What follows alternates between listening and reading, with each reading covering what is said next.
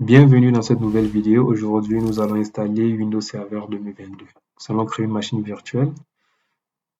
Custom Next. Next. Nous allons installer le disque dur après. Nous allons choisir Windows Server 2022. Nous avons là le nom de notre machine virtuelle.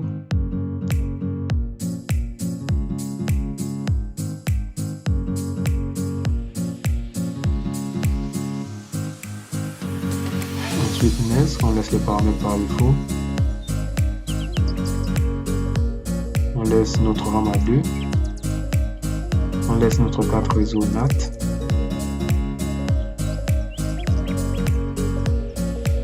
On va créer une nouvelle disque dur virtuel.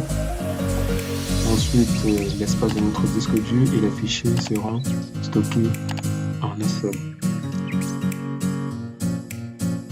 Le nom de notre disque dur.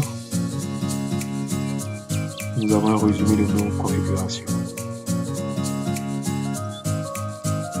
Ensuite, nous allons insérer l'ISO de notre système d'exploitation Windows Server 2022, cdddv, use ISO image disk.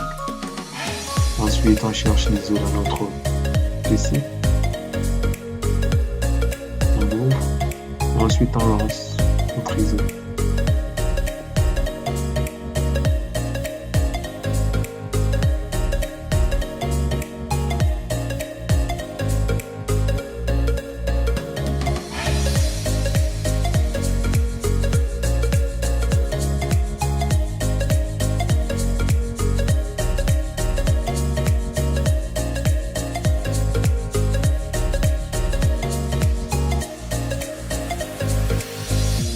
Nous allons choisir la langue.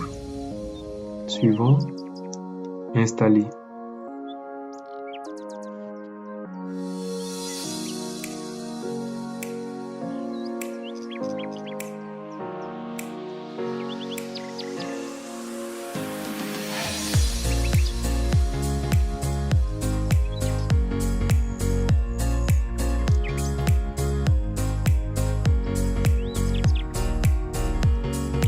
Ensuite, nous allons choisir la deuxième option, Standard Évaluation, Expérience de bureau. Nous allons accepter le contrat de licence. Nous allons faire une installation personnalisée. Next, en suivant. Ensuite, l'installation.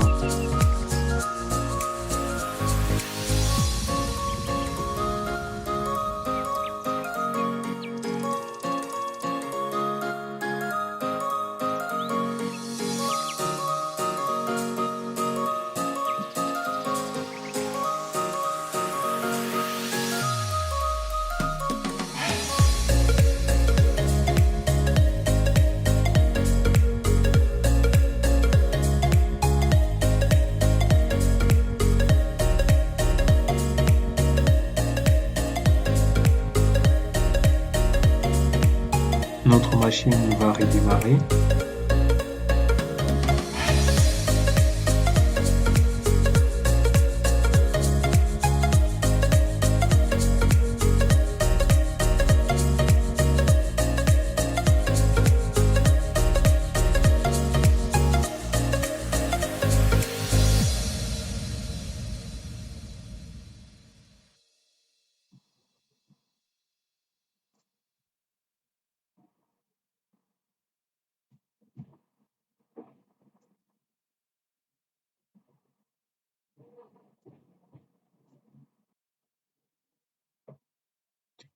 Ensuite, arrivé à ce niveau, nous allons entrer notre mot de passe.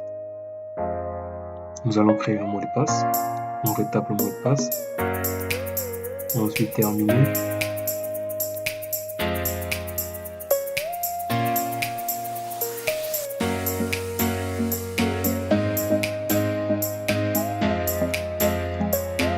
Lorsqu'on ouvre notre session, étant donné que nous sommes sur une machine virtuelle, je dois installer les pilotes pour pouvoir effectuer des copies entre ma machine physique, ma machine virtuelle et vice versa.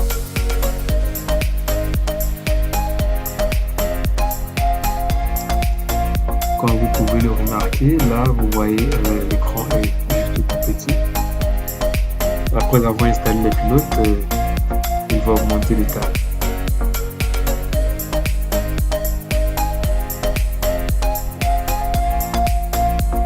Donc, arrivé à ce niveau, j'ouvre l'explorateur de fichiers, je vais injecter le disque notre ISO, le système. Après avoir injecté le système, sur VMware Workstation, je fais un clic droit sur la machine et installe VM Tools. Et il s'affiche au niveau de notre explorateur de fichiers.